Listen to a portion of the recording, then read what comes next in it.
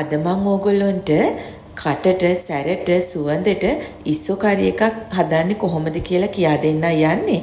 එන්න එහෙනම් මාත් එක්ක. මම මෙතන ඉස්සෝග්‍රෑම් 500ක් විතර අරගෙන තියෙනවා. ඉතින් මේ ටික හොඳට සෝදලා අරගෙන තියෙන්නේ. ඊට පස්සේ මම මේක මැරිනේට් කරගන්න යන්නේ අවශ්‍ය අමුද්‍රව්‍ය ටික එකතු කරලා. ඉතින් මම මේකට ලුණු, ඒ වගේම ගම්බිරිස් කුඩු, කහ කුඩු මේ දේවල් එකතු කරගෙන මේක හොඳින් මික්ස් කරගන්නවා.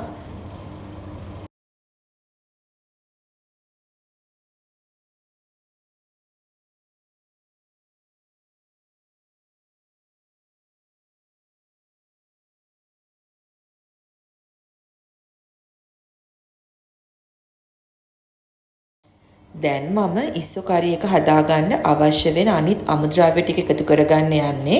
ඉතින් මම මෙතන ලුණු, මිරිස්, ඒ වගේම සුදු ලුණු, කරපිංචා, ඒ වගේම රම්පේ ඉතින් මේ දේවල් ටික අරගෙන තියෙනවා. දැන් භාජනයක් ලිපේ තියලා මම මේකට තෙල් ටිකක් එකතු කරගන්නවා. ඉතින් තෙල් ටිකක් රත් වේගන එද්දී මම ඊට පස්සේ මේකට අබ ටිකක් එකතු කරගන්නවා.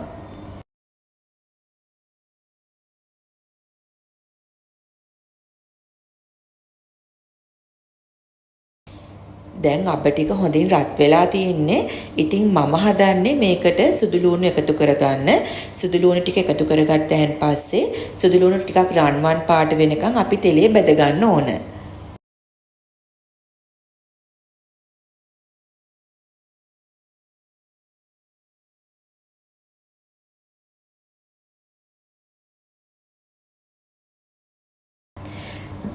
දැන් සුදු ලුණු ටික හොඳින් රන්වන් පාට වෙනකම් බැදිලා තියෙන්නේ.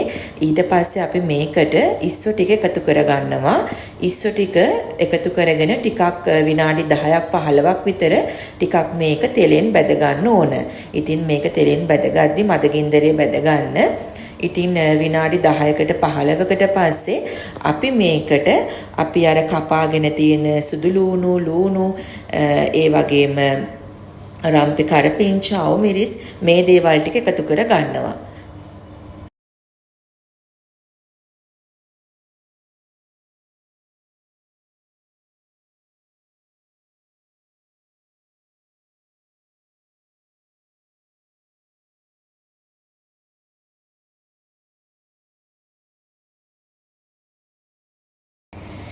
ඉතින් අපි මේකට අවශ්‍ය කරන අමුද්‍රව්‍ය ටික එකතු කරගත්තයින් පස්සේ අපි තවත් මේක මදගින්දරේ විනාඩි 10ක් 15ක් විතර තෙලෙන් බැද ගන්න ඕන.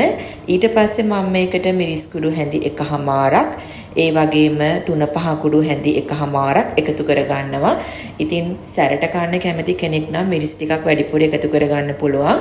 ඉතින් මම මේක ටිකක් සැරට හදාගන්න හින්දා මම මිරිස් කුඩු හැඳි එකහමාරක් වගේ එකතු කරගත්තා.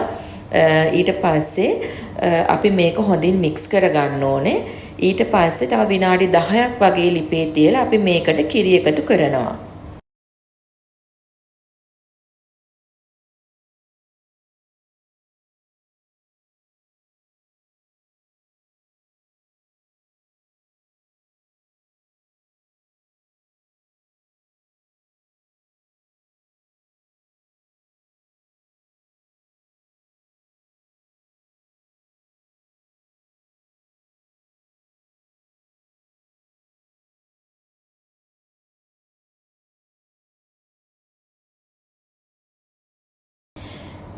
දැන් ඉතින් අපි කිරි ටික එකතු කරගත්තයන් පස්සේ මේ ඉස්සු කරි එක විනාඩි 20ක් විතර මදගින්දරේ උයා ගන්න ඕන. ඉතින් කිරි එකතු කරගනිද්දී මිටි කිරි ටිකක් හරි ගොඩක් උක්කු කිරි ටිකක් එකතු කරගත්තා නම් ඉස්සු කරි එක ගොඩාක් උකු වෙනවා. ඉතින් ඊට පස්සේ මම මේකට කුරුඳු පොතු ටිකක් ඒ වගේම උළුහාල් ටිකක් එකතු කරගන්නවා. මේක අවශ්‍ය නම් විතරයි. ඉතින් ඕගොල්ලෝගේ ගෙදර මුරුංගා කොළ තියෙනවා නම් මුරුංගා කොළ කිහිපයකුත් එකතු කරගන්න. මොකද ඉස්සු කියන්නේ ටිකක් සැර කෑමක්නේ. මුරුංගා වගේ දෙයක් එකතු කරගන්න එක ගොඩක් හොඳයි. ඉතින් මට මේ වෙලේ මුරුංගා කොළ නැති හින්දා මං ඉතින් මගේ ඉස්සු කරි එක මේ විදියට හදා ගන්නවා. ඉතින් දැන් මේක ටිකක් අපි මදගින්දරේ උයා ගන්න ඕන. ඉතින් විනාඩි 20කට පස්සේ අපි අපේ ඉස්සු කරි එක ලිපෙන් බා ගන්න ඕන. දැන් මේක හරිම රසයි, ඒ වගේම හරිම සුවඳයි. ඔයාලත් හදලා බලන්නකෝ.